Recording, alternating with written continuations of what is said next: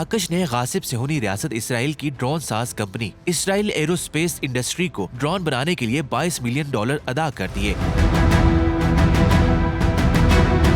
मराकश हुकाम का कहना है कि इसराइली कंपनी के ताउन से ड्रोन बनाने के ख्वाहिशमंद हैं और ये कामिकाज़े नामी ड्रोन मुश्तरका तौर पर बनाने का मुआहिदा गुज़श्ता हफ्ते अमल में आया जब सेहूनी वजीर दिफा ने मराकश का दौरा किया। मराकशी ज़राए इब्लाग का कहना है कि इसराइल ताल्लुकात की बहाली के हिस्से के तौर पर रबात ड्रोन मराकश को फरोख्त करना चाहता है। वाज़ेह रहे कि कामिकाज़े ड्रोन 8 फुट लंबा 44 पाउंड धमाका खेज मवाद उठाने वाला खुदकुश ड्रोन है। ये ड्रोन हवा में 7 घंटे परवाज की सलाहियत रखता है।